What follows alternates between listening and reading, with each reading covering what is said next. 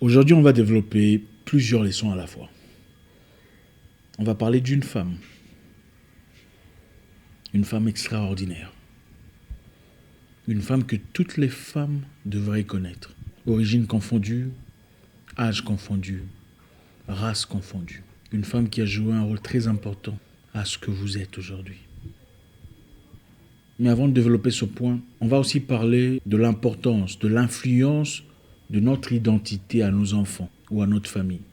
On va commencer par ça. Vous savez, vous tirez attention, vous réaliserez que certains peuples, les Grecs par exemple, quand ils viennent en Afrique et commencent une entreprise, restauration par exemple, vous verrez plusieurs années plus tard, quand vous parlez à un Grec, il vous dira « mon père était restaurateur ».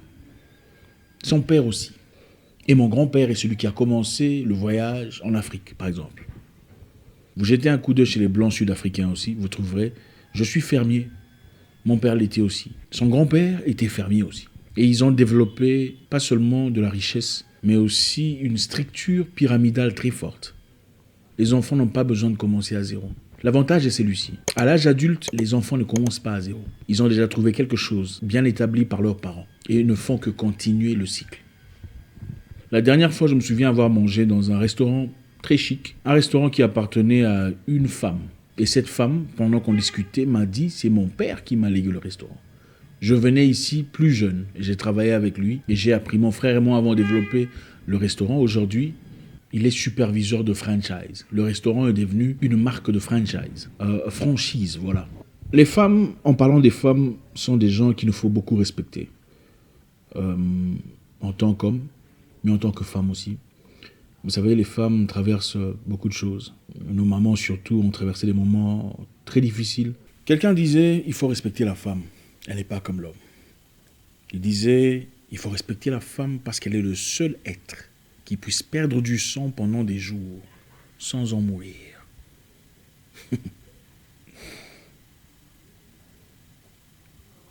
Elle n'est pas votre amie. Les femmes ont subi beaucoup de choses dégradantes et discriminatoires pour des choses aussi simples et aussi naturelles que la menstruation. Dans beaucoup de cultures, quand une femme traverse un moment de menstruation, beaucoup de femmes sont considérées impures, pas dignes de se mettre autour des hommes. On doit rester calfeutrées, enfermées quelque part pendant un temps. Et c'est une réalité que les hommes ne comprendront peut-être jamais. Comme nous pouvons bien l'imaginer en tant qu'hommes, on ne saura pas réellement. Ça ne doit pas être agréable de traverser ce moment-là, certainement sur le plan hormonal et aussi sur le plan physique. J'imagine qu'il faut toujours s'assurer qu'on est propre, s'assurer qu'on n'a rien touché, rien taché et constamment être sur le qui-vive. Et c'est pas toujours agréable. Et voilà, les femmes ont dû développer pendant des siècles des moyens de s'accommoder, de traverser ce moment complexe de manière plus naturelle. Donc, pendant très longtemps, les femmes se sont servies de toutes sortes d'histoires pour essayer de se protéger, pour essayer de ne pas salir, pour ne pas sointer en public. C'est pas agréable. Partant des tissus de toutes sortes, des chiffons, des torchons et beaucoup d'autres choses. Et ces tissus ou torchons devraient être nettoyés, ensuite réutilisés par les mêmes personnes. Et cela pour beaucoup poser des questions hygiéniques. Il faut quand même avouer qu'il y a encore aujourd'hui beaucoup de femmes dans des lieux pauvres, surtout en Afrique, qui se servent toujours des mêmes méthodes. Des tissus, des chiffons, des serviettes, des torchons, pour essayer de traverser ce moment complexe du mois. Alors, Madame Marie-Béatrice Davidson-Kenner, une Afro-Américaine, a inventé le premier sanitary belt ou ceinture sanitaire. S'il s'agissait d'une ceinture sur laquelle on plaçait du coton ou un certain matériel qui avait pour but de protéger les femmes de ce moment compliqué, enfin de ne pas salir, de ne pas... Bref, c'est inconfortable cette histoire. Avant cela, il fallait utiliser des torchons, des tissus qui quelquefois se penchaient, étaient inconfortables, causaient beaucoup de dégâts, sointaient quelquefois et c'était pas agréable. Mais cette femme très forte, Béatrice Davidson-Kenner, une Afro-Américaine, a pensé à une technique plus hygiénique, une technique plus simple et plus fiable. Une ceinture qu'on portait autour de soi qui présentait moins de difficultés à la place des capes qui sont des gobelets. Parce que des fois, certaines femmes utilisaient des gobelets en caoutchouc pour essayer de... Oui, pas agréable. Donc un gobelet et puis ensuite aller verser, laver le gobelet... Voilà, donc Sanitary Belt a été l'ancêtre ou est l'ancêtre de ce que vous connaissez aujourd'hui comme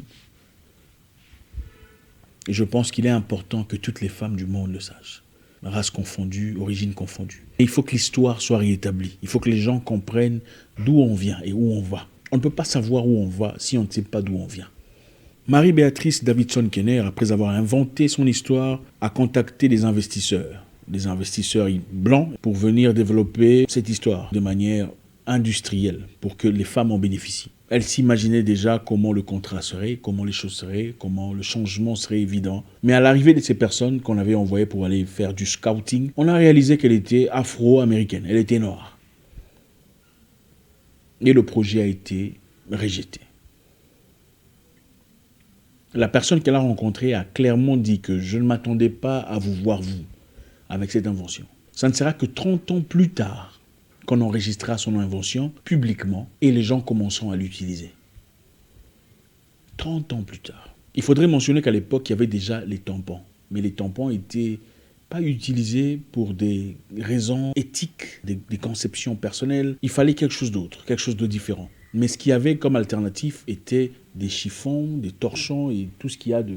Mais cette dame forte, Marie-Béatrice Davidson Kenner, a apporté de l'innovation claire dans ce monde pour la femme et pour beaucoup de générations. Avant elle, quelquefois, les femmes devaient rester à la maison quand ils traversaient ce moment-là. Mais après 1956, quand elle a enregistré officiellement son invention, The Sanitary Belt, ou la ceinture sanitaire en français, traduction littérale, les femmes ont eu plus de liberté, elles étaient désormais plus obligées de laver et de réutiliser les mêmes histoires. Chose qui clairement était une innovation sur le plan sanitaire. Comme je l'ai mentionné plus tôt, Marie-Béatrice Davidson Kenner était la fille d'un inventeur aussi. Son père a inventé une machine qui permettait d'aplatir les habits dans une valise pour en prendre plus. Et son grand-père était l'inventeur des feux de train, feux rouges de train, rouge, jaune, vert, qui permettaient aux machinistes de pouvoir communiquer pendant leur voyage. Et comme les chiennes ne font pas des chats, elle a clairement été inventeur comme son père et son grand-père. Voilà pourquoi il est important d'initialiser ou de guider nos enfants vers une direction qu'on a probablement déjà compris. C'est vrai, il faudrait leur donner leur liberté, mais je pense qu'il est important de pouvoir déjà établir certaines histoires, des bases sur lesquelles nos enfants peuvent continuer. Marie-Béatrice Davidson Kenner a aussi été inventeur du porte-papier toilette, tissue holder. Porte-papier toilette que vous utilisez aujourd'hui dans vos maisons, dans les hôtels, ont été une invention d'une afro-américaine dont personne ne parle, Marie-Béatrice Davidson Kenner. Donc il faudrait le dire.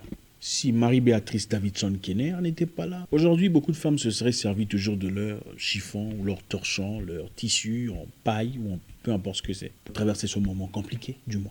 Et je pense qu'il est important de faire preuve de respect et de considération pour cette personne, et de rappeler la vraie version de l'histoire. Sans cette dame, cette femme forte, Marie-Béatrice Davidson Kenner, il n'y aurait pas de porte-papier. Porte-papier toilette.